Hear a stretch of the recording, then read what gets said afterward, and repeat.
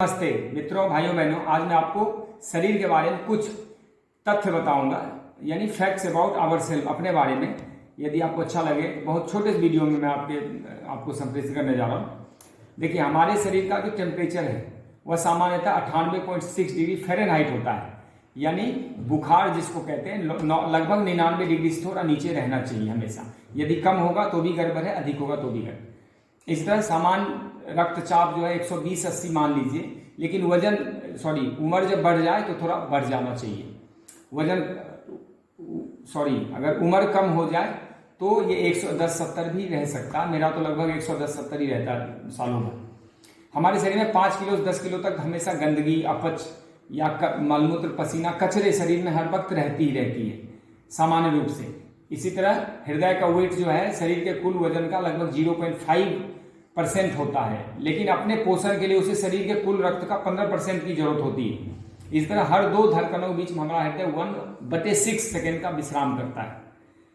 इसी तरह शरीर का प्रति सेकेंड लगभग 12,500 कोशिकाएं नष्ट हो जाती है हर सेकेंड, और उतनी ही बन भी जाती है।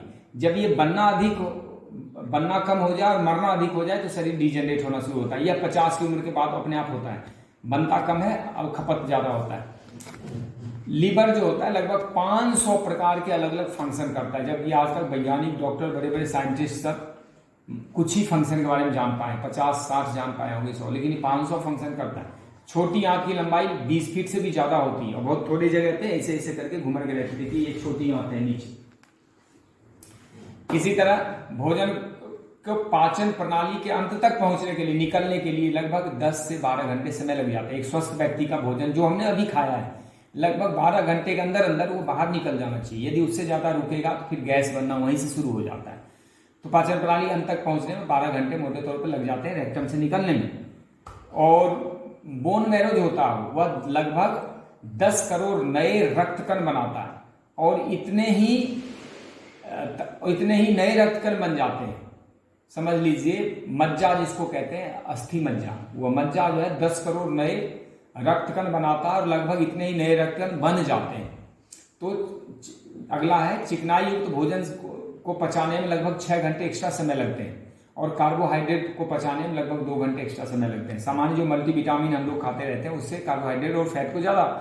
प्रत्येक 2 सप्ताह में स्टमक यानी पेट नई श्लेष्मक झिल्ली, म्यूकस मेम्ब्रेन बना लेता है, नहीं तो वह खुद को ही खा जाएगा, वो चबा जाएगा, पचा जाएगा।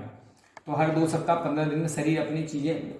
इसी तरह बायां मस्तिष्क दाहिने शरीर का नियंत्रण रखता है और दाहिना मस्तिष्क बाएं शरीर का नियंत्रण रखता है। मस्तिष्क की लगभग 4% कोशिकाएं काम करती, शेष सभी सुरक्षित रहती है। देखिए, मस्तिष्क का वजन शरीर के वजन का लगभग 2% होता है, लेकिन इसे पूरे शरीर के ऑक्सीजन में से 20% ऑक्सीजन की जरूरत होती है। इसलिए मस्तिष्क में 20-30 सेकेंड भी अगर ऑक्सीजन कम पड़ गया तो वहीं पे क्लॉटिंग शुरू हो जाती है, थक्के जमने शुरू हो जाते हैं। मस्तिष्क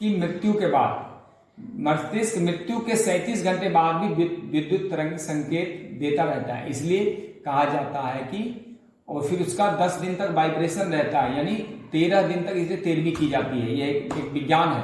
हमारे मस्तिष्क में प्रतिदिन 1 लाख से 10 लाख तक रासायनिक क्रियाएं होती रहती है। पुरुष बाएं कान से सुनते हैं और महिलाएं दोनों कान से सुनती है, इसलिए महिलाएं ज्यादा सुनती है, ध्यान रखिएगा, कम बोलना है। और शरीर में सिर्फ दांत ही एक ऐसा अंग है जो कि स्वयं को प्राकृतिक रूप से ठीक नहीं कर सकता। यदि दांत एक बार डिजेनरेट हो गया तो फिर दोबारा नहीं पनपेगा। बाकी सब हड्डियां फिर से रीजनरेट हो जाती है। मानव शरीर में लगभग 5 लीटर ब्लड होता है और यह शरीर के वजन का लगभग 16वां हिस्सा होता है। इसलिए बॉडी सेल्स के बारे में एक बातें कह के आप फिनिश करूंगा। हमारा शरीर असंख्य सूक्ष्म कोशिकाओं से मिलकर बना होता है और माइक्रोस्कोप के द्वारा इसे देखा जा सकता है। इन्हें ही जीवन की इकाई कहा जाता है, क्योंकि प्रत्येक कोशिका में जीवन की सभी क्रियाएं संपन्न होती है। पूरे शरीर की आधारशिला ये इन्हीं कोशिकाएं हैं जिन्हें स्वस्थ रहने के लिए सही तरह से ऑक्सीजन और पोषण मिलना जरूरी होता है। जब इनकी रासायनिक प्रक्रिया संतुलित हो जाए, ये कमजोर हो जाए, तो शरीर का कोई अंग बीमार होने लगता है। यानी जहां के सेल्स रीजनरेशन सही नहीं होंगे, उनको सही भोजन, पोषण, ऑक्सीजन नहीं मिलेगा, खून नहीं मिलेगा, वहीं वो बीमार पड़ना शुरू हो। पुरानी कोशिकाएं टूटती रहती, नहीं बनती रहती। बहुत सी शरीर में, बढ़ते हुए शरीर में कोशिकाएं ज्यादा बनती है, टूटती कम है। युवावस्था में जितनी टूटती उतनी बनती रहनी चाहिए। बढ़ती उम्र में कोशिकाएं टूटती ज्यादा है, बनती कम है। यही डिजेनरेशन है। इसका कारण क्षीणता की मात्रा बढ़ जाती, मांसपेशियां सूखने लगती, त्वचा ढीली हो जाती है, झुर्रियां पड़ने लगती और अन्य भीतरी बाहरी अवयव भी शिथिलता आने लगती है इसमें। इसलिए भोजन पचने और रक्त संचार में बाधा पड़ती है। अन्य अवयवों को वजह मस्तिष्क को पोषण कम मिलने लगता है, इसलिए मस्तिष्क भी थोड़ा भूल भुलैया वाला हो जाता है, चिंतन की श्रृंखला गड़बड़ा जाती है, चिड़चिड़ापन स्वभाव में आ जाता है। इसके अतिरिक्त स्मृतियों में जो बताया भुलक्कड़पन का आना स्वाभाविक है, यह बढ़ता ही जाता है।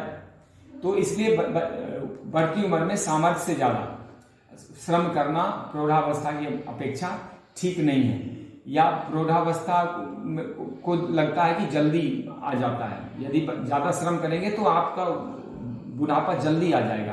तो आजकल तो 40-45 के बाद ही अपने आप को बूढ़ा मान लेना चाहिए, बुढ़ापे की तरफ मान लेना चाहिए। फिर भी कोई मेंटेन करते हैं तो 60-80 साल तक भी जवान बने रहते हैं। गलत खान पान रहन सहन किसी भी कोष के जेनेटिक स्कोर में बदलाव लाता है, कैंसर पैदा कर सकता है। कैंसर कोष अपने जैसे कोष बेतरतीब तरीके से ग्रोथ कर लेता है, इसका समूह ट्यूमर कहलाता है। इस तरह से कम 1 करोड़ कोषों के जमा होने पर ही ट्यूमर पहचानने की हालत में आता है, और ट्यूमर बनने में कई वर्षों तक भी लग जाते हैं। इसलिए कैंसर के सेल तो होते हैं, जो अधमरे सेल होते हैं, अनपचे सेल्स होते हैं, जो डीजनरेट नहीं हो पाए सही से, वही जमा होकर फिर ये शरीर के बारे में आपको मैंने जानकारी दी। एक चीज और जानकारी देना चाहता हूँ, शरीर में जितने भी सेल्स हैं वह अपने जैसा मानव का निर्माण नहीं कर सकता, लेकिन शुक्र जो है या धातु जो है ये एक ऐसा सेल है, ये अपने जैसा मनुष्य पैदा कर सकता है।